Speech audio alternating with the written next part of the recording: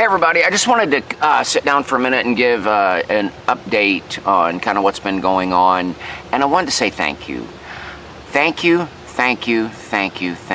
to everybody that's been, following the channel, subscribe to the channel, paying attention to what we're doing, but thank you to everyone that has been praying for us, especially over the last few days, everyone that's been supporting and sending, your contributions, your financial gifts, really very much appreciated. And yeah, we put them to work over the weekend. And so I wanted to give you an update. So yes, on July 5th, we had announced with Dallas and Andrea, the Eubanks, that we were working together on a 6-part documentary regarding Church International, Prophetic Industrial Complex, financial, all kind of things. And so, yes, over the weekend, I kind of said this a little cryptically, you don't like to broadcast exactly what you're doing, but yeah, we assembled a team in Warrior, Alabama. This is my 4th trip to Warrior. I've got lots and lots of video footage, but we felt like the project deserved some more video and some better video.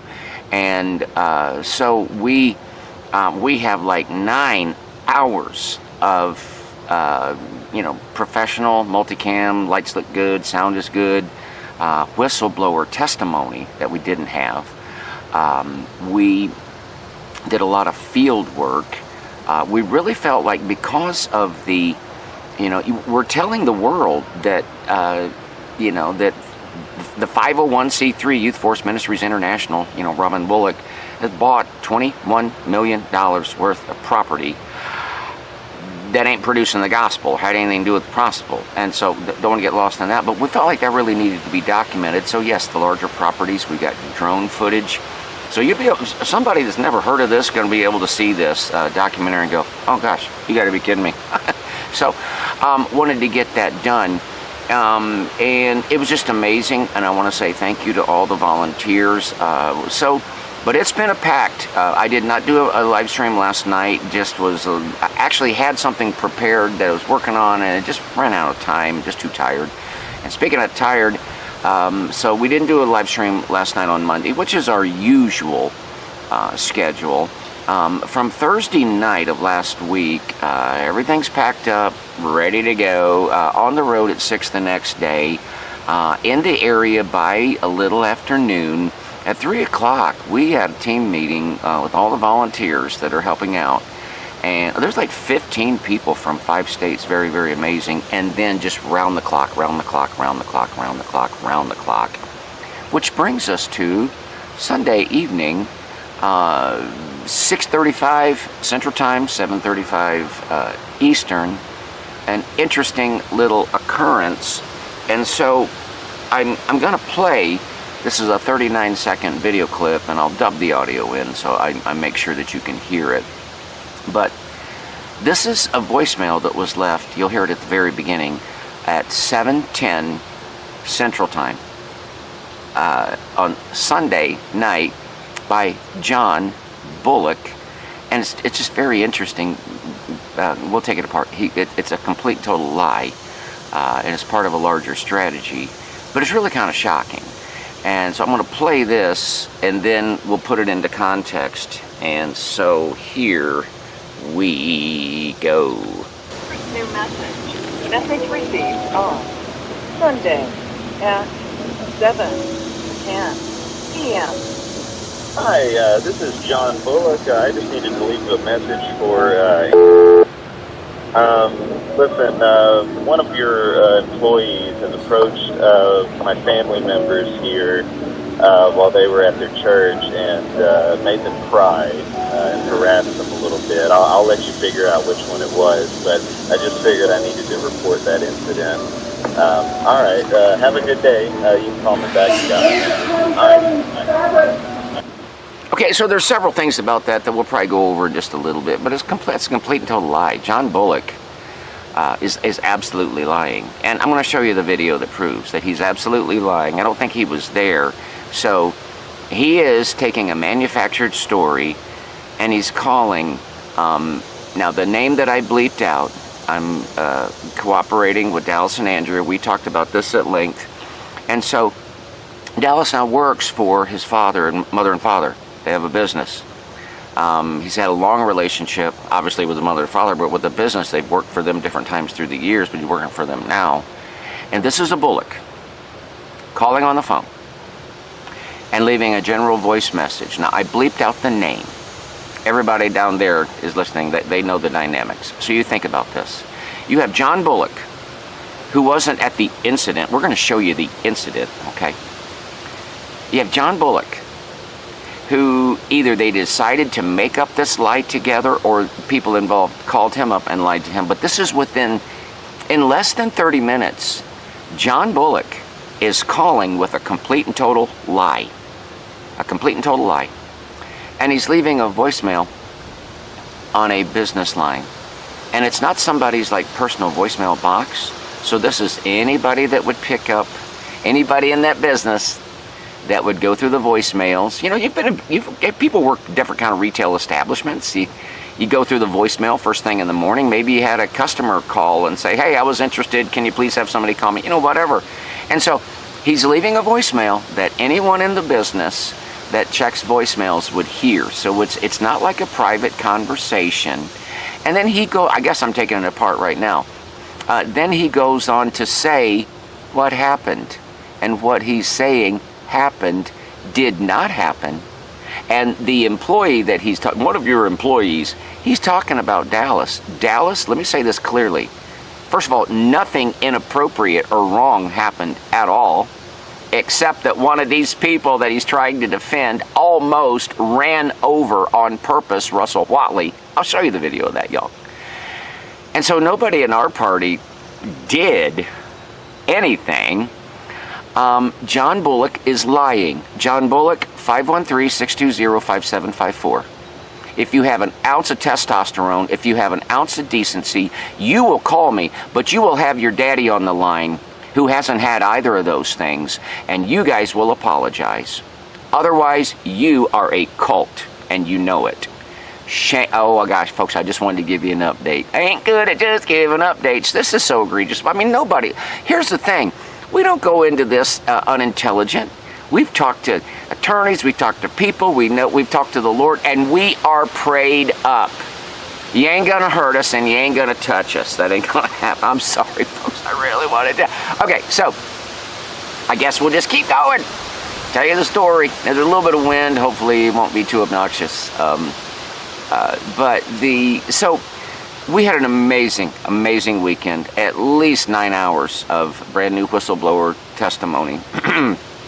Professionally recorded. The cameras were great. The lights were great. I mean, we've got to do a professional job on this project. And then on the road stuff, if you're going to tell the world about $21 million worth of property, I feel like you need to be able to show it to them. So yes, we were running behind on Sunday. We got everything done, but oh my goodness, there's still a lot of stuff to do. It looks like I'm going to be getting in the vehicle about 9 o'clock and getting home about 3 o'clock in the morning, which is what happened, and that's fine, but that's why we didn't have a live stream last night. So anyway, the very last stop of the day, I wanted to be the Brake Street House. Now, the Brake Street House is a absolutely gorgeous old Victorian style house, kind of up on a hill. And it was the first property that began the $21 million of non-gospel producing property. Now, 1 or 2 or 3 of those you could argue might have been used as a parsonage. I don't know who lives where or if anybody lives anywhere, but I know that's the first property that was bought. So I wanted to film this segment with Russell, and I'm just going to tell you a couple of things, because I'm going to play that segment in its entirety, not edited. We haven't fixed the sound, we haven't trimmed it or anything. This is just the file that was out of ACAM that was in the gimbal, and boom. And I'm just going to play that. But what you'll see as he and I are walking up to get the first shot at 1 minute and 44 seconds. For just a moment, you can see this white camera at the bottom right corner. I mean, just for like less than a half second, but it identifies that car was there. Then by the time Russell and I are on, I think it's 2nd Street, because I wanted to walk around that little corner, this Camry comes blaring up and gets like within a few feet of Russell, intentionally blaring on the horn like we're going to pee our pants and run. Ain't going to happen. And then Russell and I walk up to get the carriage house. And then as we're coming back, that same Camry comes by and gets really, really, really close again in a menacing kind of way, blaring the same horn. You'll hear the same horn, but if you watch, then you will see the rear end of the Camry in the shot, because we're shooting the house, not the other side of the street. But you'll see that Camry in the you'll see that Camry in the shot, and then we think it's a wrap. We think we're going home, and then on the way out, and all of this is just everything is a couple of blocks from whatever else you're talking about. It's a very small town.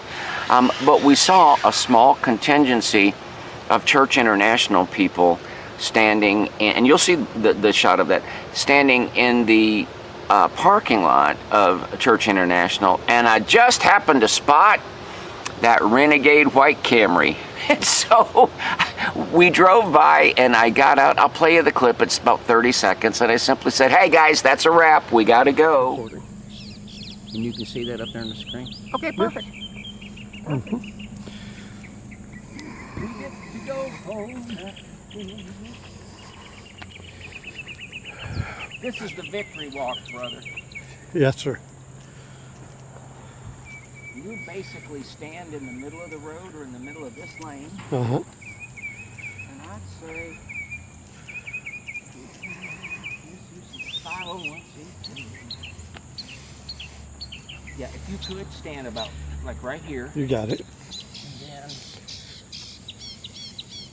I'm gonna say my piece, and then you'll slowly turn that direction. You probably want me to be closer. Okay. And I can be a little closer too. Yeah. Okay. Okay. And we're already recording? Yes, we are. Okay. Here we go.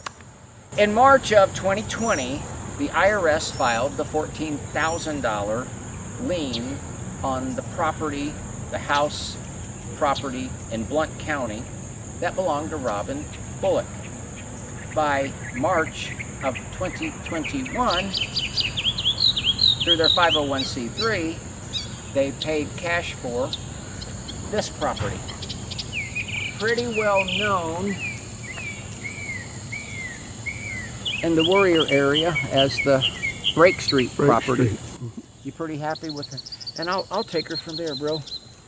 And we'll just walk. And Russell, if you want to walk ahead of me, but this is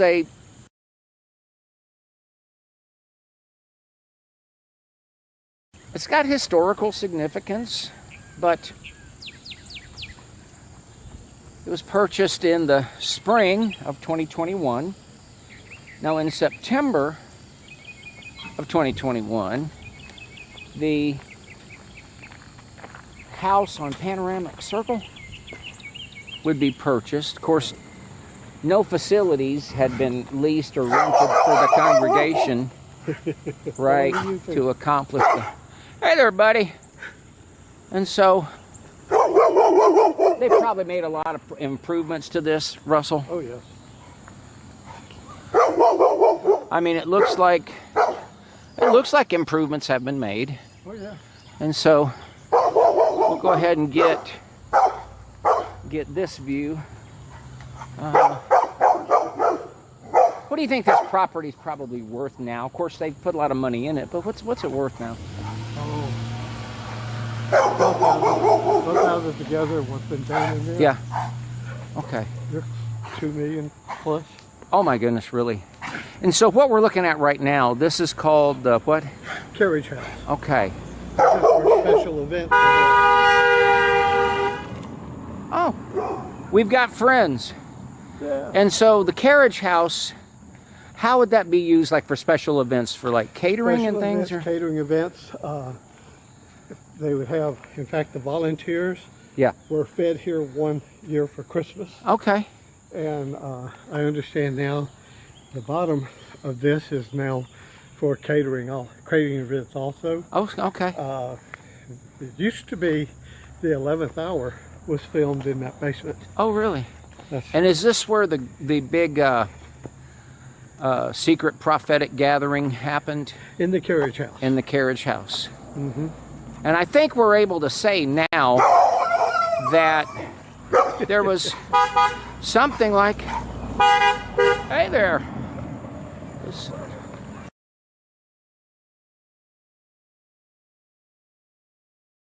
Love the license plate there, pal. So, is that a church member? Probably. A cult member? Probably. Well, they're protective. So we'll get down to the bottom of the hill. And That's one too. what's that? That's one too. What's one too? The dog. Oh, he's a cult member too. He's Well, just doing what he was told. You're just doing what you're told, boy. Protect them cult leaders. We understand. That's pretty though what they've done. Is that an Israel flag? Yes, it's the Israel flag, and of course the American flag. Yeah. I pointed out to someone Yeah. that if this is displayed this way to the street, Yeah. they got the American flag on the wrong side. Oh, really? Yeah. Okay. And, if they're looking from their house, the American flag is correct. Yeah. Yeah. We've just finished droning the large properties, but Russell, we have documented $21 million in property. Yes, plus. So a lot more property bought after this place. But I'm just curious. Does that even honor what the Israeli flag stands for and what the American stands for? No, it doesn't. I mean, you know, a church and a ministry is supposed to service the area and the hungry, the poor, the naked, widows, orphans, and none of that is being serviced. There are things that are done in the name of Church International that look good. Every year they give away Christmas presents.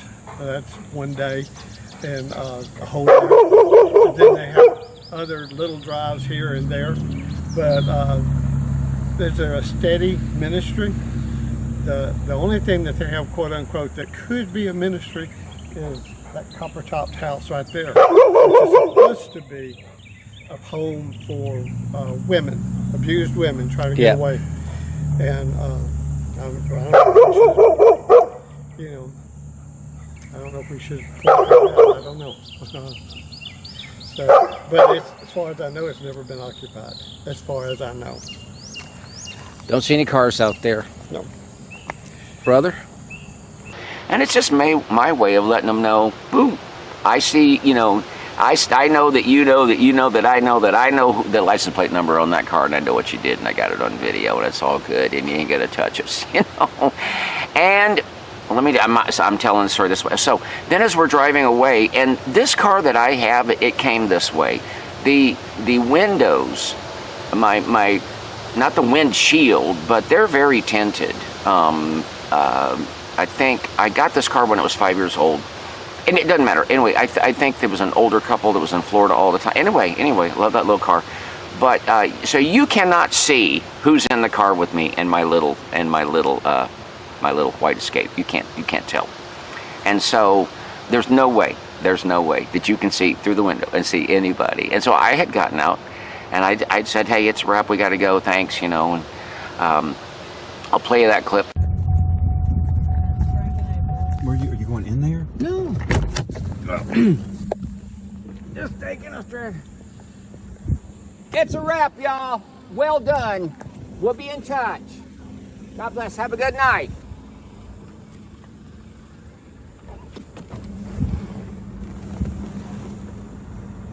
That's a pretty sharp Toyota Camry. It's pretty fast. Have a great night.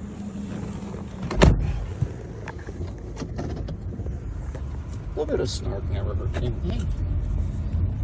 And then Dallas happened to notice that there was a young lady. I won't say her name. I believe that she's a granddaughter, and she plays a certain instrument on a certain worship team.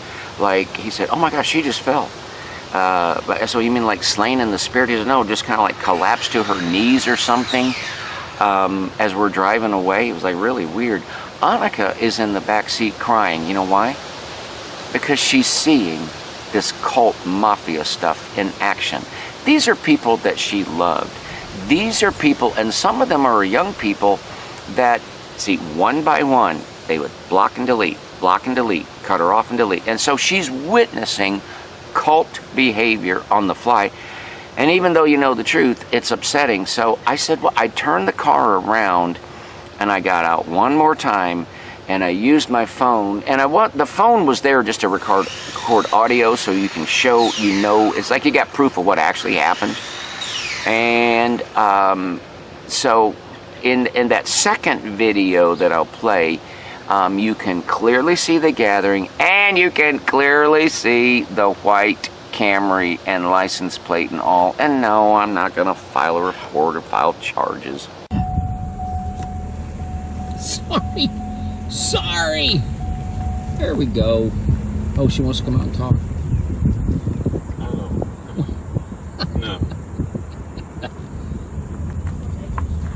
My hair's all messed up. I'm so sorry. It's been a long day. You know what I mean? It's been a long day. I just wanted to get the license plate on the Camry. There we go. There we go. Bye, sweetie.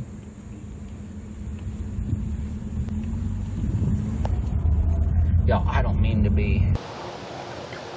Mr. Frank, Mr. Camry, we ain't afraid of you. And Frank, the driver, is more than likely a very, very, very nice guy, not guy, that loves the Lord, and it's all twisted up inside and he's all confused. And Frank, no hard feelings, brother. I'm praying that you come out of that. So, and it's interesting, in this shot, El Franco, the car's like barely moving like 2 or 3 miles an hour. But later you will hear it. Oh, and by the way, friends that just anonymously contact you and stay in contact, that live like sometimes right across from where other people live, Ring and door cams, they're a wonderful thing. But as far as the original video that I have, that's where you see that white Camry right there. Okay, and it's going real slow. Okay, so there it was. You can hear the Camry going up, and you'll have to rely on the eyewitnesses that were with us, Sherry, Dallas, and Andrea. But yeah, that Camry's like swerving over, getting like within a few feet of Russell. Okay, on the way up, on the way down. Then we think that's over. Okay, so you're having a little bit of redneck having fun, whatever, with the Camry. But then, as I said, when you simply just drive down the direction that we're already heading, you see this grouping that's in the parking lot of Church International. And I'll just back up and say, right before this shot, see, we're coming from way out in the country. We had parked at the Jack's parking lot. Jack's is a lovely little restaurant, kind of regional, southern, and it's just a pretty cool, easy place to convene and hang out. But a couple of CI people had driven by, and I believe that Dallas and I and a few others were standing in the parking lot, so they knew that Dallas and Andrea were in town, and they probably knew that gray-haired guy from Cincinnati was in town, and that was before the harassment with the Camry. But as we're coming down from the final filming incident, we see these people standing in the parking lot. And so that is when I just thought I would good-naturedly get out of the car. And folks, we are not on Church International property. We are on a public thoroughfare when I, and only I, get out of the car this much. I'm showing you that John Bullock lied on that voicemail. So then, as we're driving away on public thoroughfare, okay, not on anybody's property, Dallas happens to notice that this young lady like drops. Now maybe that whole thing was staged. Maybe, I don't know, but I mean, it's weird that there's a group of them standing there, and then you heard what was just heard, and then somebody just like falls to their knees. It's a wrap, y'all. Well done. We'll be in touch. God bless. Have a good night. I don't think I have that kind of power that I can speak and just cause someone to fall to their knees. But I'm the only one that spoke.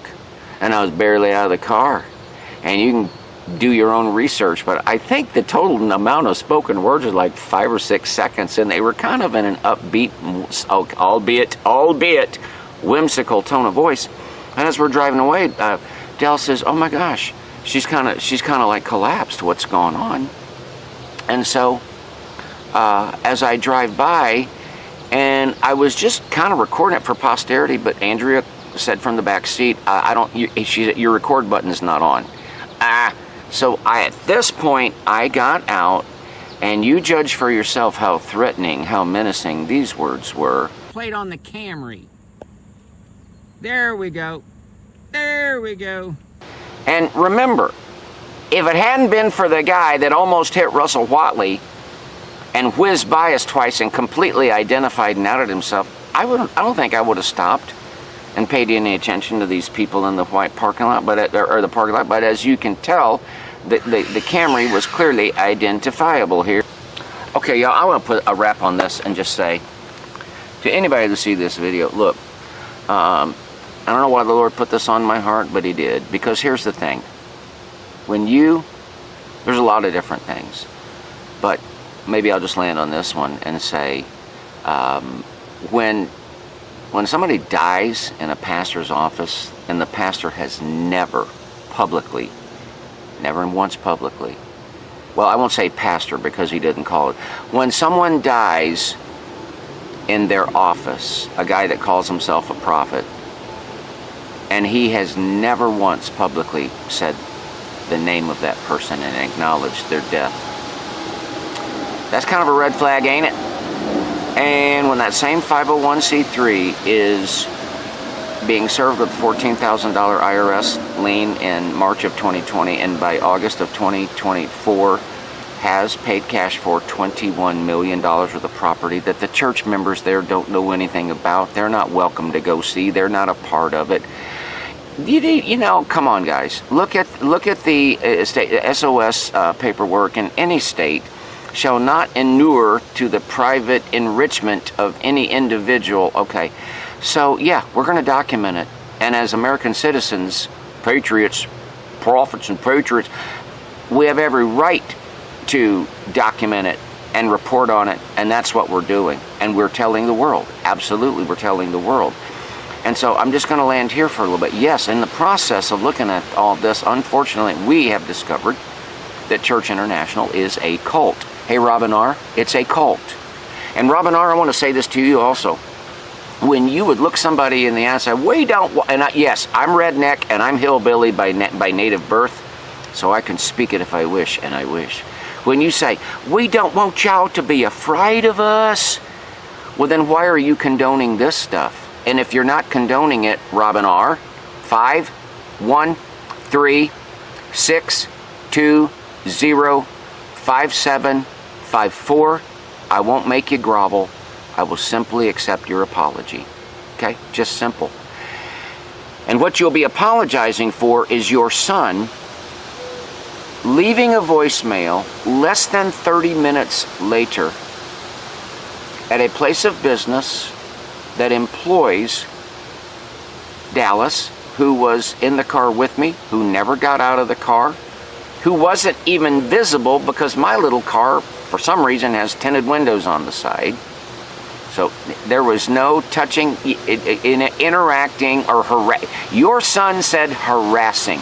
Your son lied. Your son called his employer and lied to him.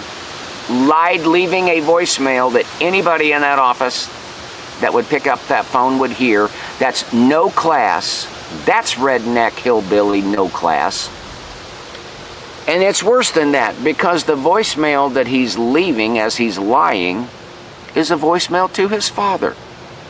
And you know what's interesting, Robin R., is that less than 3 or 4 hours, earlier in that day, Dallas and Andrea had sat down and testified of the pattern that started with your husband calling Dallas's father when he works for, and his father and be lying, belittling, false narrativing him about Andrea. And if you tell people you are a pastor, do you not see how many boundaries that is violating? You do not have any justification for calling someone's in-law and bad-mouthing, trashing them. Robin R., that's why I almost said sweet cheeks. I'm trying not to say sweet cheeks because I didn't realize people take offense to that. Robin R., you're in a cult. And maybe you haven't even realized it because the money's so good and the property is so good and the surgeries are now paid for and all of that. You're in a cult. You are in a cult and your husband is a cult leader. And I'm trying to give my audience just an update, but folks, this is as simple as it is. It's just a voicemail. And it can seem, oh man, they shouldn't have done that. No, there's so many things going on here. John Bullock is running with a lie. He's running with a lie that was, and this is within less than a half. So wait, if something really happened, why wouldn't you call the police? He didn't call the police because there ain't nothing to call the police about. It's a manufactured incident. It's a lie. And the fact that this manufactured incident involved Dallas, that's a lie. So it's a tactic within a strategy. A tactic is something that you do, you lie. The strategy is the overarching purpose, and the overall arching purpose is to maintain the false cult narrative and to try to control people and try to manipulate people. And John Bullock, shame on you. Robin R. Bullock, shame on you. Robin D. Bullock, shame on you. And if I am wrong, if this was not intentional, and if you're not endorsing Frankie's road rage warrior behavior, I won't make it hard for you. I won't make you grovel. 513-620-5754. I'll be waiting for your apology, folks. Y'all, I thought that was going to be an update. It was a long date. It was an update, but a long date. Thank you so much. New message. Message received on Sunday at 7:10 p.m. Hi, this is John Bullock. I just needed to leave a message for. Listen, one of your employees has approached my family members here while they were at their church and made them cry and harassed them a little bit. I'll let you figure out which one it was, but I just figured I needed to report that incident. All right, have a good day. You can call me back. You got my number. All righty. Bye.